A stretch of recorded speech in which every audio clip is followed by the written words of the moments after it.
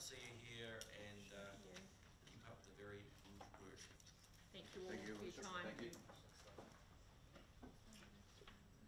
Okay, now councillors, we next have item 12, appointment of Auckland Council electoral officer. But I just want to acknowledge some of our local representatives here.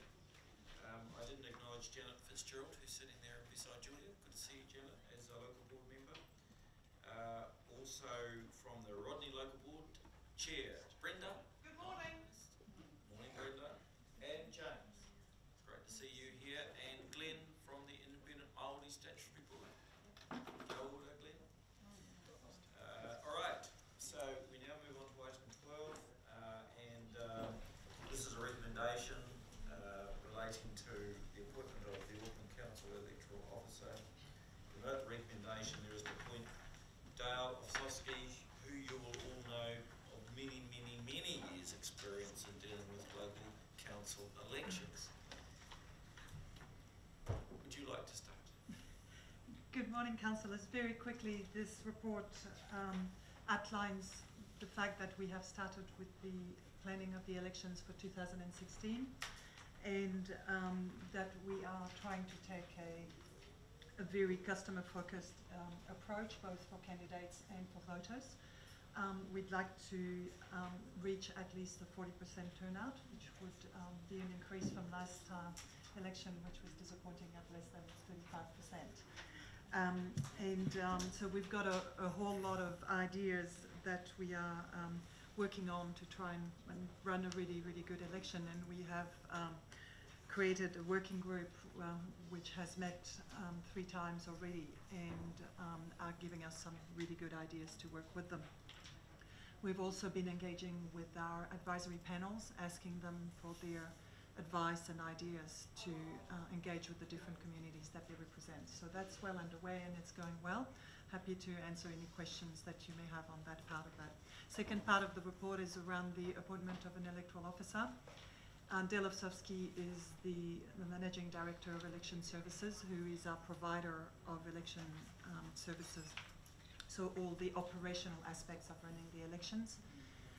He ran them in 2013 and will be our provider again for 2016. In effect, he does manage all the operational and legislative aspects of the elections, and we have found that he has done so very ably. He was our Deputy Electoral Officer for the last elections. Very good. Right. Questions, councillors, comments? Councillor Cathy. Margaret, I'm quite surprised at setting the bar so low for voter turnout at 40%. I mean, why wouldn't we set it at 50%? Even though you might not reach there for a few years. It just doesn't make any sense to me. So we had a first steering group meeting earlier this week with the different executives that we have on the steering group, and they asked us exactly that question, and they said, why don't you set it up at 50%? So we're happy to, and this was before after the report was written, but we're very happy to set the bar at 50% to try and stretch ourselves. It will be difficult to achieve, and there's a lot of components that are beyond our control. We also need to be careful that we balance the very an ambitious target with the budget that we can spend, because obviously the funds are not infinite, and in terms of communications it will take a lot of effort. But yes, we're very happy to take the challenge. Just remind us, the turnout was at 34%? Yeah. 34.8. 34.8. So we had a 16% drop on 2010. Election before, so yeah. It's not an unreasonable target.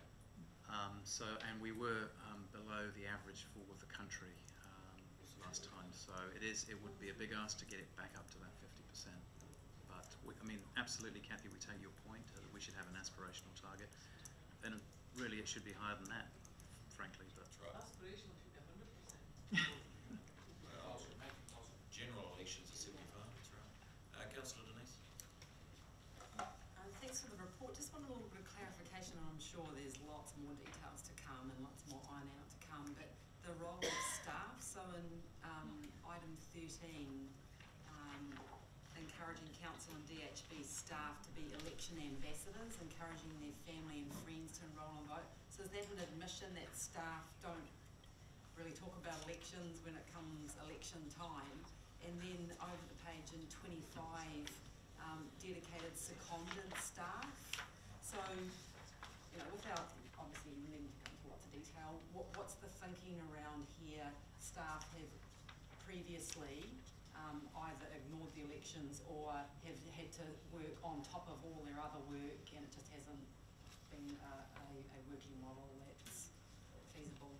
So with regards to the ambassadors, well, 8,500 staff, as you know, is a very we've got a very diverse composition from our staff, and we haven't in the past concentrated particularly internally on internal communications in asking them to play that role of ambassadors. So while we keep people informed and we let them know what's happening, it's putting the bar higher in asking everybody to, you know, talk to their friends or family, and this was a focus for the recent LTP consultation, where there was a lot of internal communication asking people to talk to their families and friends to encourage them to have their say. So I think in the past we haven't put as much emphasis on it as we would like to put this time. Can I just add a point Sure. there? I think one of the real issues for us, Councillor Crum, is low levels of enrolment for younger people. So last general election, the Electoral Commission recorded the age of voters for the first time. So if you go to the Electoral Commission website, you can actually see the relatively low numbers of younger people, and when I say younger people, we're talking under 39 in some cases, of enrolment. So there's a very large skew towards older voters, and most people over 40 are enrolled to vote, but many people under 40 are not. So one of the things we want to do in the enrolment side of things is to work with the Electoral Commission to encourage more younger people to enrol. And obviously our staff can play a bit of a role there in encouraging their family members to do so. And to be able to ask our staff to play a more active role, we've got to equip them with the messages and the you know, the communication that they need to talk about it knowledgeably. So that was your first question. Your second question around staff resources. So what we found in the last election, obviously the election preparation and running of the election is a point in time. So we don't have dedicated staff which are full-time on the election over the 3-year period. And what we found last time is we got some people to take a bigger focus and a bigger part of their time spending time on the elections, but they were not seconded only for the elections. And we found that in some instances they were very stretched, and we ended up quite tired and quite stretched at the end of the election. So one of the things that I want to do this time around is have dedicated seconded staff and have a team that can actually work 100% on the elections while their permanent position is backfilled, and we don't have the problem of competing priorities. Hi, Councillor Chris D. Thank you, Mr. Mayor, and thanks, team. Are you able to give us an idea of the difference between the budget, I think it's the Electoral Commission allocates a budget to promote elections, the local government elections versus the central government elections? What is the quantum that they allocate for all the local government elections and the central government election? So for the local government election, their budget is about $5 million, which is a very low budget. And when we talked to them recently, they said that basically all this would allow them to do is to send a letter to every household saying, if you're not enrolled in this household, it's time to do so. But there won't be a lot of campaign to encourage people to enroll. I don't know the figure that they spend on the national elections on their communications budget, I'm afraid, but I could find that out. We can find that out, Chris. Obviously those elections fall at different periods, and I think it's been made reasonably clear that their priority is the general elections. So yeah, the amount they spend on the local elections is significantly less. Significantly less. Yeah.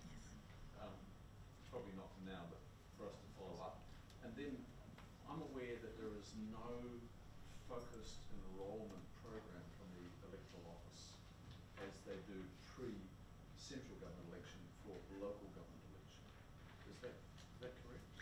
Not completely. So there is a push for enrolment before the local elections.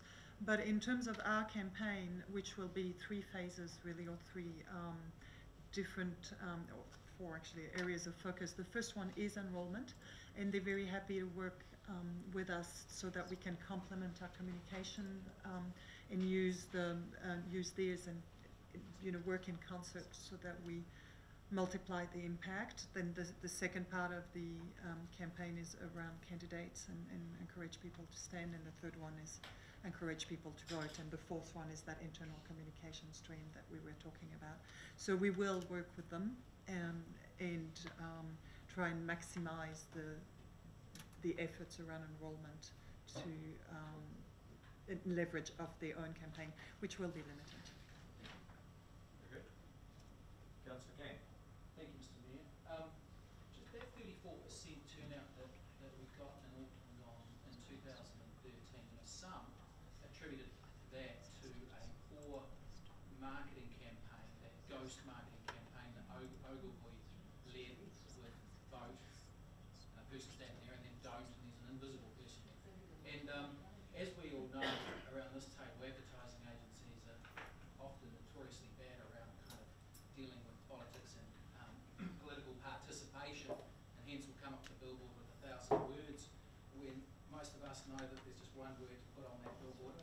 And so my concern, and I know that we've got DDB now as our lead agency, but that there's some kind of oversight, not at a political level, but in kind of an independent kind of moderating committee that can actually see where they're heading on this, because they'll try and be very clever.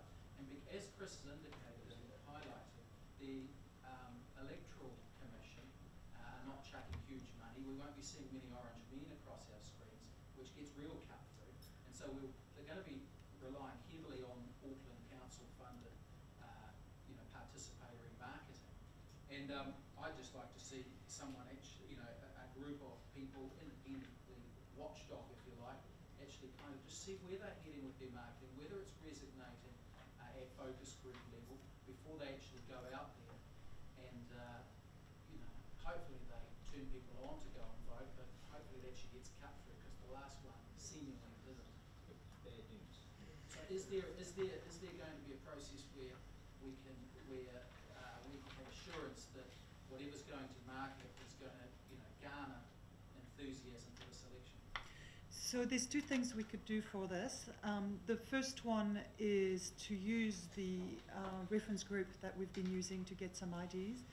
And this is a very diverse group of, we had some council staff on it, but we had academics, we had representatives of young people with Generation Zero. We had a whole range. We had journalists, so we could certainly test those concepts with them. The second thing is there's been a keen interest from our advisory panels, and they have asked us to keep them informed, which we will do, and so we could run the concept past them and see what kind of reaction we have, and that would give us a good sounding board. And then there's also a steering group and ELT who will be overseeing all of this. Yeah, and I think that's important, and that's good to hear. Another factor, Mr. Mayor, is encouraging people to stand for office, and I see that you've got an innovative campaign there, and that is important too, because I think in 2010 we had over 100 people stand for council, but that slid off quite considerably compared to 2013. So that campaign is equally important. And finally, I note that there's not going to be a trial of online voting for Auckland Council because of our size. Is that something that may reappear at a future election date for the Auckland Council area? So we've tried very hard to convince central government to let us be considered for a trial. I don't think it's going to be a go, really, but at the moment we're talking about whether, so any online voting trial needs changes to the regulations, and we're working with the Department of Internal Affairs to see whether some of those changes could include letting us do a voting trial for any by-election that would happen after 2016. If that's not the case, then we'll continue to push for the next election in 2019. It's something that I'm really keen on, because one of the key, a big obstacle research tells us to voting is actually to find your letterbox, and the mailing, people don't send letters anymore, and if we're not allowed to do a trial this time around, the first trial will be in 2019, which means that the soonest we could roll any kind of e-voting would be 2022, and that's really late when we see the decline of New Zealand Post already now. It's absolutely hopeless. India just done an online general election, 560 million people voted. You know. I mean, that's just hopeless. I think people are just making up excuses not to do it. Councillor Ross, and then you've got Councillor Rossi.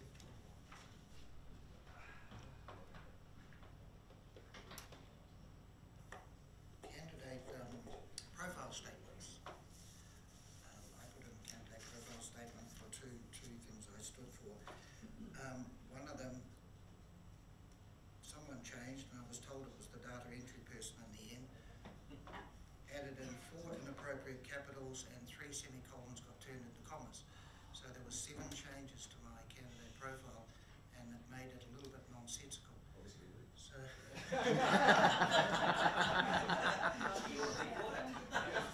Might have improved it, Ross. I just stuck in. Next question. So the objection was there shouldn't have been any changes made to it. They were all inappropriate, and the issue is, I think there needs to be a decision. You either accept candidate profiles as they are, or you make sure you have someone, and no disrespect to a data entry operator, but someone who is very good at English and grammar and does it appropriately for everyone, or you just let people embarrass themselves or highlight themselves with their profiles. So, I think a decision one way or the other. And Sandra Coney also had the same problem. So I just point that out. It was pretty annoying, actually. So that's a system and process problem that we need to look into, and we will. Thank you. Did you not find out till after? No, I found out it was too late to check. Okay, Councillor Chris F, and then Chris we move on. Well, Mr. Chairman, I was just going to say that I'm happy to move, but in doing so, I want to acknowledge the work that Glyn and Marguerite have done on this. It's a good piece of work, and to really welcome the appointment of Dallas Skoski. I mean, wherever you sit on the political spectrum, he's a person that enjoys considerable respect. He brings professionalism, and I see that as